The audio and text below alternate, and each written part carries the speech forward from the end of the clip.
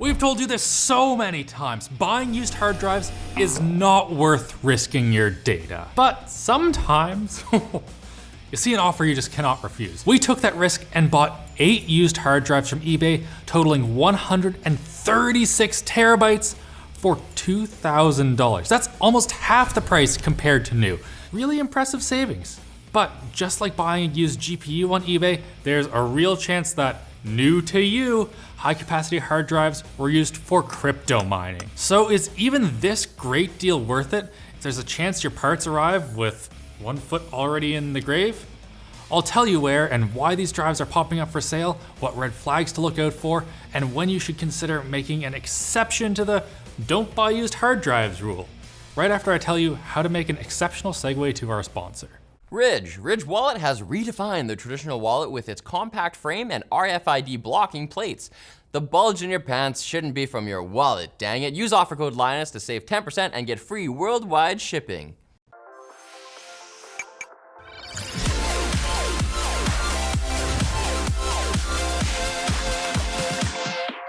The shameful truth is, this isn't even the first time we've bought used storage. My personal hard drives are from a dead NAS and are currently dying. Years ago, Linus splurged on 24 used SSDs for a server at home, but the only reason he was comfortable taking that risk was that he had been reassured by another buyer that the SSDs were in good health. So he bought them.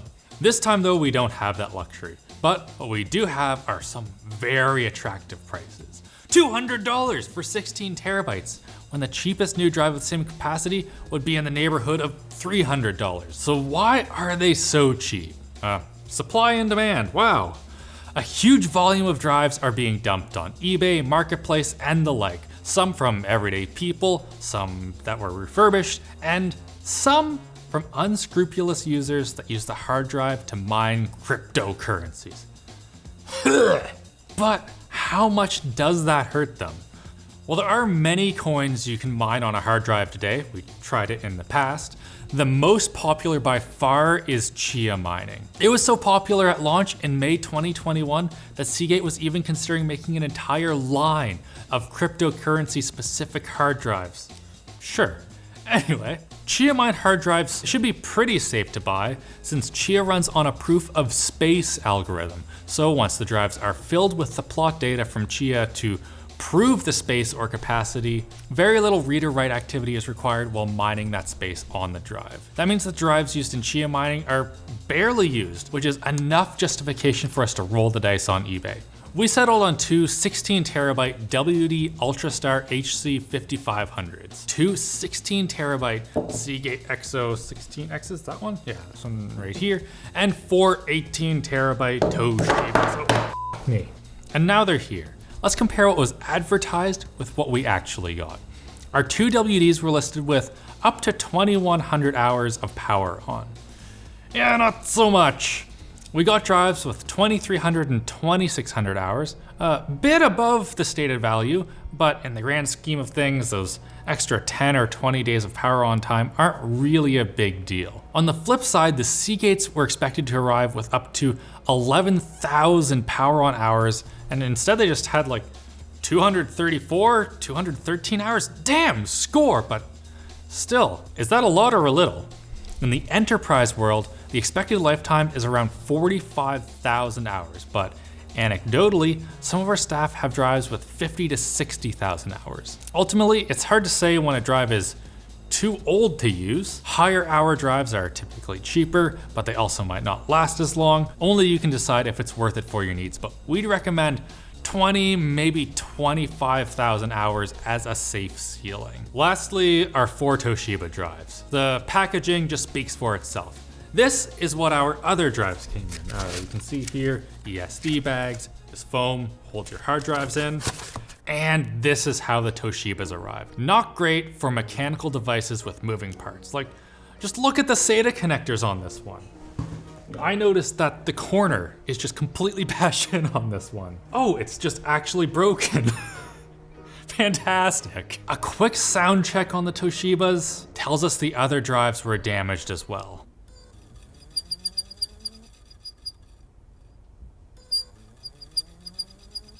Huge bummer.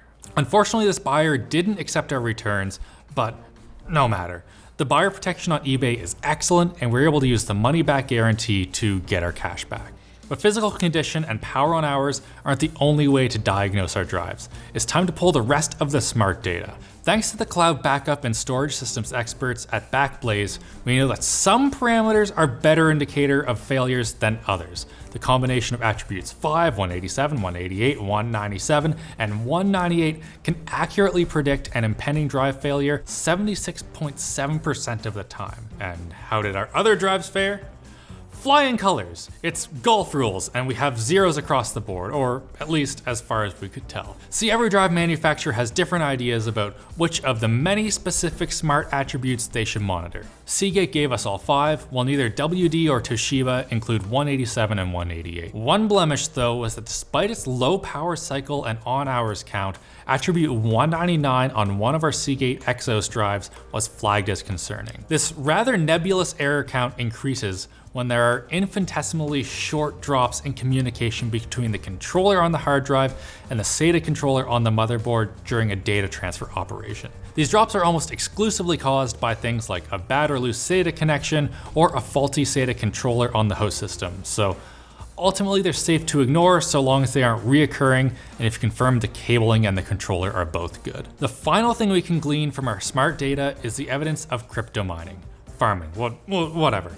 We're looking at 3 specific signs: high power on hours, a relatively low number of total reads compared to those power on hours, and a total write amount that is roughly equal to the size of the drive, although that's no guarantee. With a quick conversion and a little math, we can see our Seagate drives have a total reads and writes that are staggeringly high, given their 250-ish power on hours. It's also roughly twice their capacity, which, according to our friend Wendell from Level 1 Techs, could be due to one of the integrity checks that might run while refurbishing a drive. And lo and behold, they've been etched to say they're recertified. Weird, since there was nothing about that in the listing. Oh well. We can only speculate on their history, but it's possible these are gray market drives from a batch of drives that had their tilt indicators tripped during shipping, or were sent back as an open box return. Drive failure is mostly common when a drive is new. They may be DOA or fail within a couple days of use. So these drives could have been through all of that before being recertified and then sold to us. Checking the Seagate website for warranties has both drives report back not warranted by Seagate, which in theory means that the recertifying company offers an alternative warranty. And this 30-day seller warranty is exactly that. 30 days isn't quite the 5 years that Seagate offers from authorized sellers, but it's a heck of a lot more than 0 days. Lastly, our WD drives continued their trend of ignoring useful features and chose not to log total reads and writes.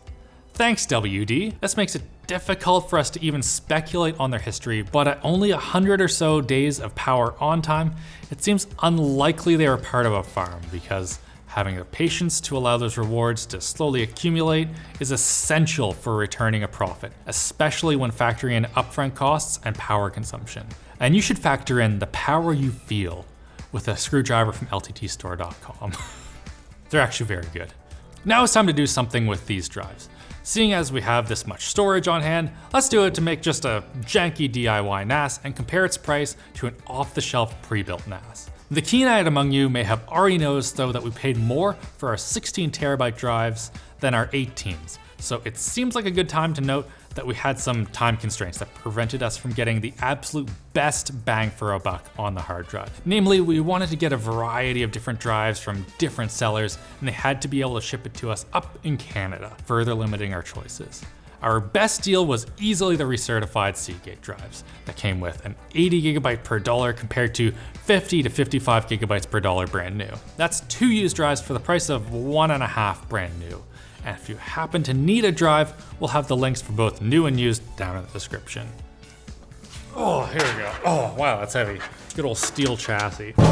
Assuming we converted our trusty old $69 gaming PC into a NAS, and assuming we loaded it with these 16 terabyte Seagates, which ideally would have been the Toshibas if they worked, and then you factor in some money for cables and a hard drive cage, we are sitting right around 71 gigabytes per dollar. Meanwhile, a pre-configured NAS with that much storage space comes in at $1,622, meaning 39.5 gigabytes per dollar. What could you do with that extra $720? How about buying another 3 full hard drives or building a whole other PC? Not to mention that the $69 PC can still do all the normal things you expect a PC to do, while a dedicated NAS has a singular purpose. But it's not just about spending less on your NAS project. You can also afford to buy more drives that you can dedicate to parity. For example, choosing to go with RAID 5 instead of RAID 1. Those used drives may be less reliable overall,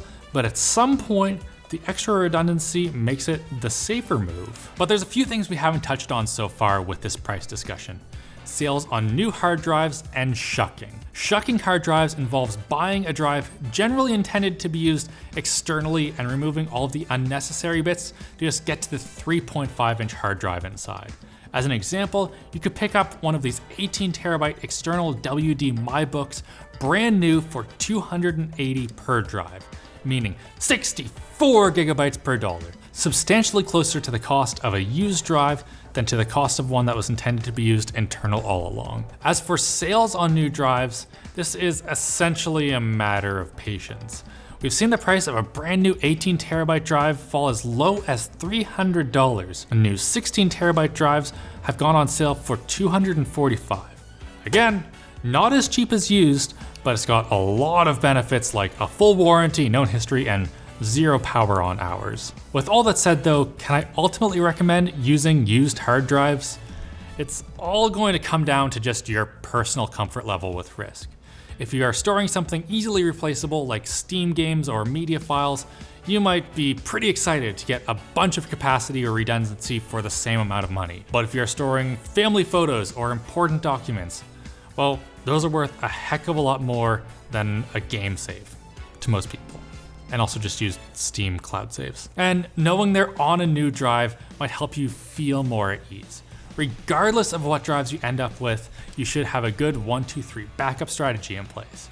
3 copies of your data on 2 separate mediums with 1 stored offsite. I personally prefer the 1-1-1. Just 1 drive? 1 drive already failing, 1 location. These questions about risk aren't something we can answer for you. It's up to each individual to decide on their own, but for our part, yeah, it's kind of worth the risk. We've definitely had a bunch of change of opinion on used drives, and we'll be considering them in the future when a build calls for the most terabytes for our dollars. Just like how this video calls for the most segue to our sponsor. Vessi footwear. They're known for being lightweight, easy to pack, and most importantly, worn by me. Just joking. Most importantly, they're water resistant thanks to Dymatex technology. Their everyday move line is designed with added support at the midsole and better breathability to keep up with your active lifestyle. Take them off and put them back on with ease. As you saw, I don't mess with laces anymore. And these are made creature-free, so every step you take will be guilt-free. They're vegan. And thanks to the dual climate knit material, your feet will stay dry during the winter and cool during the summer. So treat your feet with Vessi's Everyday Move shoes and save $25 with our offer code LinusTechTips at vessi.com/LinusTechTips. So huge thanks for watching this video. This might have been a little bit deeper than we thought at first, but if you enjoyed this video, maybe you want to look at the last time we built a tiny NAS with 100 terabytes of space. Sure wish that we bought some used drives for that one. And have a great day.